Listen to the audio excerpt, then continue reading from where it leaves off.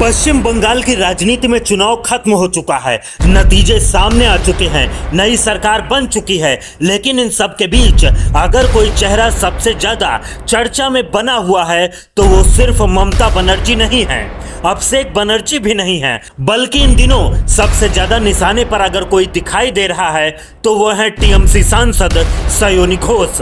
वही सयोनी घोष जिन्होंने चुनाव के दौरान बंगाल से लेकर असम तक लगातार रैलियां की, मंच संभाला, भाजपा पर तीखे हमले बोले और अपने अंदाज से लाखों लोगों का ध्यान अपनी तरफ खींच लिया। लेकिन अब वही सयोनी घोष लगातार ट्रोलिंग का सामना कर रही हैं। सोशल मीडिया पर उनके खिलाफ अलग अलग बातें कही जा रही हैं और अब हालात ऐसे बन गए हैं कि सयोनी घोष को अपने कमेंट सेक्शन तक बंद करना पड़ा। आखिर ऐसा क्या हुआ कि चुनाव प्रचार में सबसे ज्यादा एक्टिव दिखने वाली टीएमसी की यह नेता अब सोशल मीडिया से दूरी बनाने पर मजबूर हो गई? यही पूरी कहानी आज हम आपको विस्तार से बताने वाले हैं। दोस्तों, सयोनी घोष का नाम बंगाल की राजनीति में नया जरूर है, लेकिन बहुत कम समय में उन्होंने अपनी अलग पहचान बना ली है। राजनीति में आने से पहले वह बंगाल फिल्म इंडस्ट्री का बड़ा चेहरा रह चुकी हैं। टीवी, फिल्मों, इंटरटेनमेंट की दुनिया में उन्होंने लंबा वक्त बिताया। इसके बाद साल 2021 में उन्होंने राजनीति में कदम रखा और टीएमसी का दामन थाम लिया। विधानसभा चुनाव लड़ा, लेकिन जीत हासिल नहीं कर पाई। हालांकि इसके बावजूद ममता बनर्जी ने उन पर भरोसा बनाए रखा। इसके बाद पार्टी ने उन्हें लगातार बड़ी जिम्मेदारियां दी और फिर 2024 के लोकसभा चुनाव में जादवपुर सीट से टिकट दिया गया। सयोनी घोष चुनाव मैदान में उतरी, जमकर प्रचार किया और सांसद बनकर दिल्ली पहुंच गई। यहीं से बंगाल की राजनीति में उनका कदम तेजी से बढ़ना शुरू हुआ।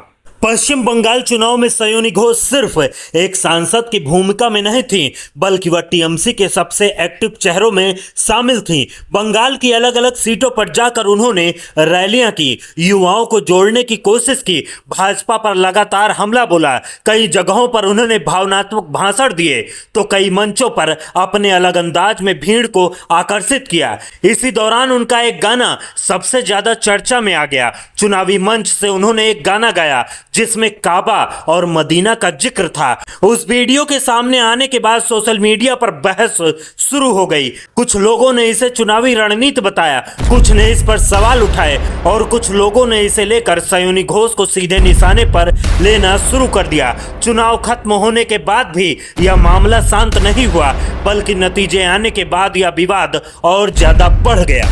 दोस्तों, चुनाव के दौरान आपने देखा होगा कि बंगाल की सियासत कितनी गर्म रही। भाजपा और टीएमसी के बीच लगातार आरोप प्रत्यारोप चलते रहे। हर नेता अपनी पार्टी को जिताने के लिए पूरी ताकत लगा रहा था। सयोनी घोष भी लगातार प्रचार में जुटी हुई थी। असम में भी उन्होंने प्रचार किया। बंगाल में भी कई सीटों पर जाकर उन्होंने पार्टी उम्मीदवारों के लिए वोट मांगे। उनके भाषणों की क्लिप सोशल मीडिया पर वायरल होती रही, लेकिन जब नतीजे सामने आए और टीएमसी बहुमत से दूर रह गई, तब अचानक सोशल मीडिया पर सयोनी घोष को लेकर माहौल बदलने लगा। ट्रोलर्स ने उन्हें निशाने पर लेना शुरू कर दिया। अलग अलग तस्वीरें शेयर की जाने लगी, तरह तरह के कमेंट किए जाने लगे। कुछ लोगों ने चुनाव प्रचार के दौरान गाए गए गानों को लेकर सवाल उठाए तो कुछ लोग सीधे सयोनी घोष की व्यक्तिगत छवि पर हमला करने लगे। अब जाहिर सी बात है कि कोई भी नेता चुनाव में प्रचार करता है तो अपनी पार्टी को जिताने के लिए हर संभव कोशिश करता है। भाजपा के नेता भी बयान दे रहे थे, टीएमसी के नेता भी लगातार बोल रहे थे, लेकिन चुनाव खत्म होने के बाद जिस तरीके से सोशल मीडिया पर सयोनी घोष को लेकर टारगेट किया गया, उसने पूरे मामले को अलग दिशा दे दी। बताया जा रहा है कि सयोनी घोष की पोस्ट पर लगातार आपत्तिजनक कमेंट किए जा रहे हैं। कई लोगों ने उनकी तस्वीरों के साथ अलग अलग बातें लिखनी शुरू कर दी। यही वजह रही कि आखिरकार सयोनी घोष ने अपना कमेंट सेक्शन बंद करने का फैसला लिया।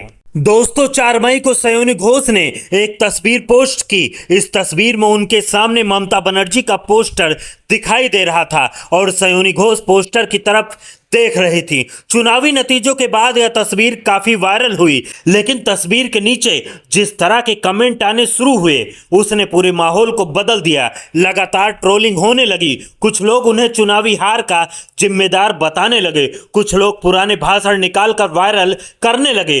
धीरे धीरे हालात ऐसे बन गए कि सयोनी घोष ने उस पोस्ट का कमेंट सेक्शन बंद कर दिया। अब इस फैसले को लेकर भी चर्चा तेज हो गई है। कुछ लोग कह रहे हैं कि ट्रोलिंग की वजह से उन्होंने यह कदम उठाया, तो कुछ लोग इसे राजनीतिक दबाव से जोड़कर देख रहे हैं।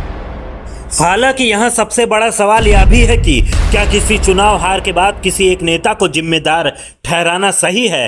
राजनीति में जीत और हार दोनों होती है। एक चुनाव में कोई पार्टी जीतती है तो दूसरे चुनाव में हार भी सकती है। बंगाल में टीएमसी ने करीब 15 साल तक सरकार चलाई।